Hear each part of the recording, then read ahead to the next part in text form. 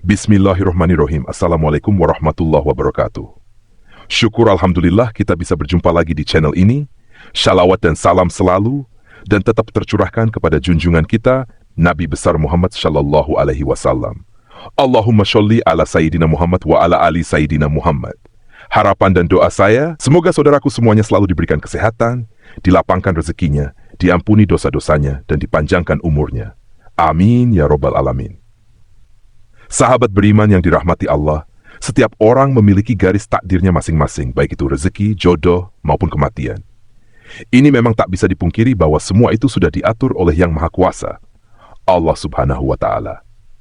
Mungkin kita pernah melihat bahwasanya, meski sebagian besar orang lakukan kerja keras agar mendapatkan rezeki atau kekayaan yang berlimpah, namun pada kenyataannya, masih banyak yang belum mampu mendapatkan layaknya yang diinginkan. Sementara di sisi lain, ada beberapa golongan yang justru dikejar rezeki dari manapun asalnya, atau kita menyebutnya sebagai orang yang dijamin rezekinya oleh Allah Subhanahu wa Ta'ala. Sebagaimana yang dijelaskan dalam Quran, Surat At-Talaq ayat 3, Allah Subhanahu wa Ta'ala telah berfirman, dan memberinya rezeki dari arah yang tiada disangka-sangkanya. Dan barang siapa yang bertawakal kepada Allah, niscaya Allah akan mencukupkan keperluannya. Sesungguhnya Allah melaksanakan urusan yang dikehendakinya. Sesungguhnya Allah telah mengadakan ketentuan bagi tiap-tiap sesuatu. Dari ayat tersebut sudah dijelaskan bahwa barang siapa yang bertawakal kepada Allah, niscaya Allah akan memberi jalan keluar dan rezeki dari segala arah yang tak pernah kita sangka-sangka datangnya. Lalu siapa? Yang pertama adalah orang yang suka bersedekah.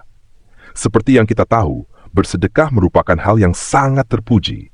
Karena dengan memberikan sedikit harta dari penghasilan kita, secara tidak langsung kita telah membantu banyak orang. Dan doa orang yang teraniaya sangatlah mustajab di hadapan Allah Subhanahu wa Ta'ala. Mungkin saudaraku semuanya juga sudah mengetahui bahwasanya apabila kita bersedekah dengan ikhlas, maka Allah Subhanahu wa Ta'ala akan mengganti berlipat-lipat, baik di dunia maupun di akhirat kelak. Hal ini sudah dijelaskan dalam Quran Surah Al-Baqarah ayat 261. Hai, perumpamaan nafkah yang dikeluarkan oleh orang-orang yang menafkahkan hartanya di jalan Allah adalah serupa dengan sebutir benih yang menumbuhkan 7 bulir, pada tiap-tiap bulir 100 biji. Allah melipat gandakan ganjaran bagi siapa yang Dia kehendaki, dan Allah maha luas karunia-Nya lagi maha mengetahui. Sahabat beriman yang dirahmati Allah, bolehkah kita bersedekah? Dan berharap Allah Subhanahu wa Ta'ala mengganti sedekah yang kita keluarkan dengan kekayaan di dunia. Itu boleh-boleh saja selama kita mengharapnya hanya kepada Allah Subhanahu wa Ta'ala, dan bukan mengharap supaya ada seseorang yang memberikan kita kekayaan setelah kita bersedekah. Ini yang tidak dianjurkan. Kenapa? Karena kita sudah berharap kepada sesama makhluk ciptaan Allah Subhanahu wa Ta'ala, sedangkan Allah Subhanahu wa Ta'ala sudah memerintahkan untuk tidak menggantungkan diri kepada sesama makhluknya, yang menandakan kita telah menyekutukan Allah dengan sesuatu. Lalu yang kedua, orang yang gemar bersyukur.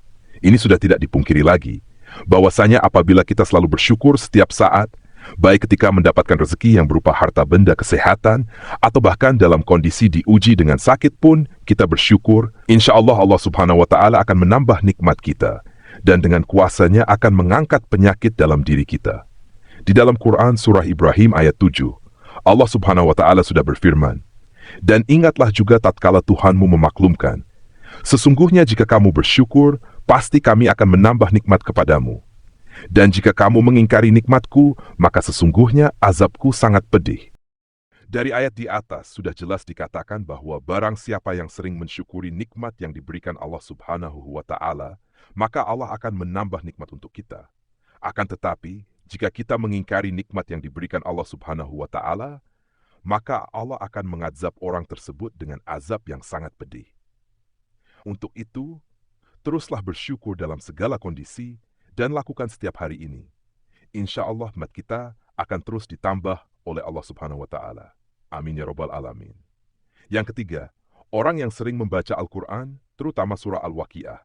Surah Al-Waqiah memang dikenal memiliki keutamaan dalam hal mendatangkan rezeki atau nikmat. Dalam hadits Ibnu Adi disebutkan bahwa kita sangat dianjurkan untuk mengajarkan surah Al-Waqiah kepada istri atau keluarga dan anak-anak kita, karena surat tersebut merupakan surah yang mampu menderaskan rezeki bagi siapapun yang mengamalkannya, insya Allah. Yang keempat, orang yang sering beristighfar. Istighfar merupakan salah satu usaha batiniah kita untuk memohon ampunan kepada Allah Subhanahu wa Ta'ala atas segala dosa yang kita perbuat. Lalu apa hubungannya dengan selalu dikejar rezeki?